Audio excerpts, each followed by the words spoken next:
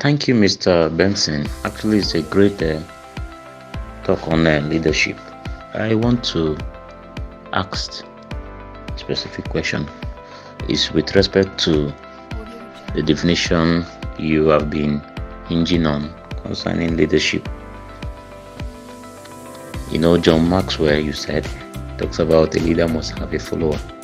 I want you to actually put and throw more light into this issue of followership, because many people, they believe that having followership on social media makes them a leader, and because of that, it's taking a toll on them by their actions, by their behavior, pride.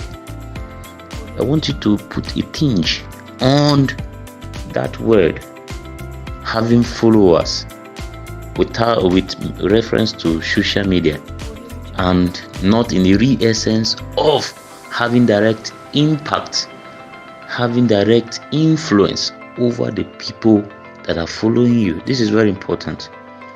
And I want to, on that basis, ask, is there absolutism in that definition of leadership according to Maxwell? Is there any absolutism with respect to that? Do you just think it's a complete definition? Are there not things to be joined to it to make it more robust when it has to talk about leadership? Thank you. So I'd like to take on your question from the last part. You asked if the definition is absolute. Yes, so with concepts and development of concepts, words like leadership are words that one cannot define in absolution. You can't define it in absolution because they are words that move from place to place, system to systems, and there is the generally say acceptable way of viewing it, and there are relative definitions of leadership as a concept. Take, for example, if you move leadership to religious setting, the definition begins to change. There are other ingredients you can then add to it. Yes, you can add to it. If you take leadership, for example, and you move it to sport, there are things you begin to add to it. But the concept of a leader as one that exists because he has a follower appears to be generally acceptable no matter the system you put it into.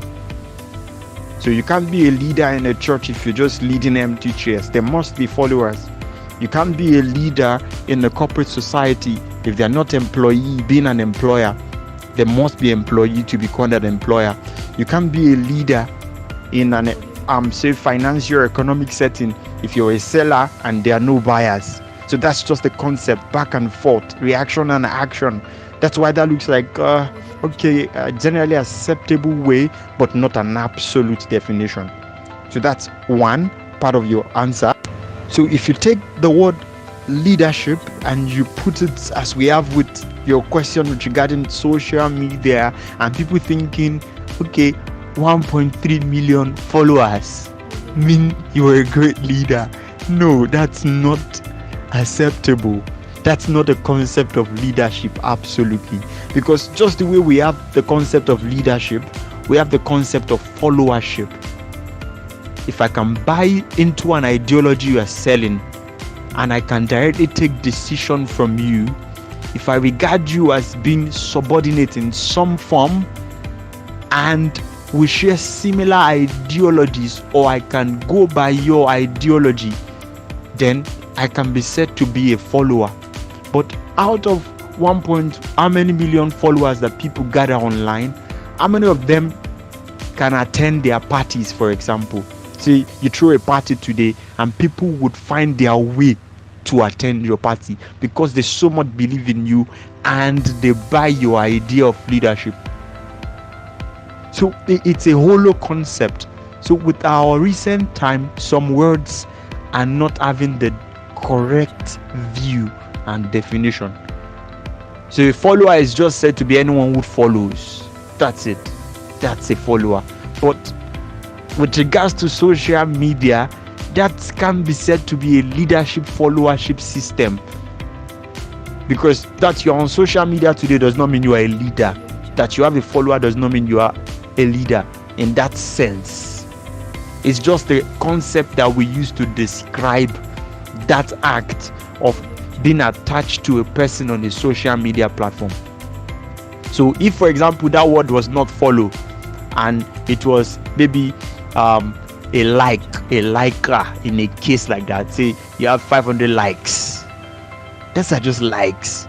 But because we use the word followers, then we may want to begin to look at it in the light of leadership. No, that's not leadership. So if you have pride because you have 3 million followers, then that's it's a weak one. That's a product of a poor concept of these things. Because it's just because that word is called follower, that's why it's being used that way. That does not imply that you are a leader to these people. So for example, if I throw up a page now where they show movies and the president, for example, likes my page and is following that page, does that mean I'm a leader to the president or the president is my follower? No, that concept is not correct. So you can't build pride on that. That's wrong. Yeah, the second question is borders on the servant leadership you talk about. Leadership could be innate, could be developed. And then when you look at it critically, from all the things you've said so far, you find that something is very outstanding. For you to be a servant leader, there must be that God factor. How do we have to bring in God factor in our modern day society, considering the fact that you cannot pretend to be what you are not? Servant leadership actually has the complete traits of a God-fearing individual who will always want to put himself last before others. So how do we incorporate it stylishly or systematically to ensure that people have this servant leadership trait and not just kind of pretentious outlook in terms of leadership? Because once you encounter such people, you think they have servant leadership, but when you touch them, you find that they are not truly servant leaders. But because of training, they were able to just go around it and then act as if they are. How do we in our modern time try to help ensure that the nature of God through servant leadership expressed by Jesus Christ is impacted? Thank you very much. Yes, so I believe this question is very simple. Yes, it's simple, and I like the fact that you understand leadership. Yes, from your questions I can feel it. Servant leaders, it's innate, it's built. But there is something about originality and resemblance. That's one way I want to use to answer that question. Originality and resemblance. Original would always show characteristics that is produced from inside out.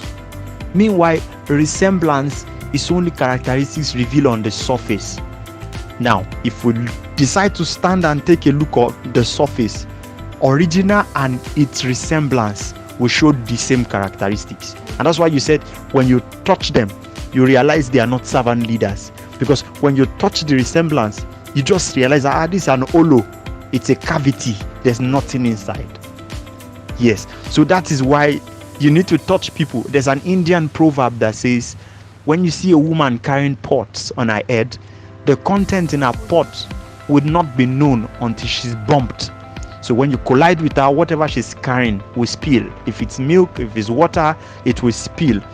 So back to what you ask, how do we bring in the God factor? Absolutely correct. Servant leadership is only an attribute that originally is associated with the God factor. You cannot stylishly bring in the God factor. You cannot bring in the God factor stylishly. It has to be a full, complete installation of that operating system. The person has to become a child of God. And that's why in recent times, most leaders are with the concept that if I'm in politics today, I'm not a politician. If you call me a politician, I would react immediately. I tell you I'm not a politician. I'm a Christian in politics. That's trying to tell you inside out. I'm a Christian first, then I'm in politics. So You can't be a servant leader truly without having Christ. And there is no stylish way of having Christ. You have to be genuinely born again. Yes. Otherwise, when you are bumped, what you are carrying will be exposed. I don't know if that answers your question. No matter where they find themselves, in politics, in governance, in education, in the bank, in finance, once you are a Christian, servant leadership would flow naturally. If you bump on a leader and what is flowing is different from the initial trait of servant leadership, then you know there is no substance in it. There is no stylish acceptance of Christ. The God factor cannot be stylishly imputed. That's why it's called God. The God size must be imputed. The God size, that totalness must come in. And that's how to get it done. So I hope this answers the question with regards to originality of servant leadership as associated with God.